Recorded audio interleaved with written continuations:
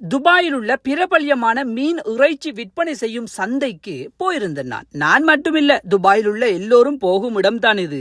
விற்கப்படுவது தரமாக இருக்க வேண்டும் என்பதற்காய் பல தடவை அரச பரிசோதகர்களால் பரீட்சிக்கப்படுகிறது. பரிசோதனையில் தோற்றால் நல்ல ஃபைன் கட்ட வேண்டி வரும். சரி, அது ஒரு பக்கம் இருக்கட்டுமே. இங்கு ஹைலைட் ஆன விடயம் என்ன தெரியுமா?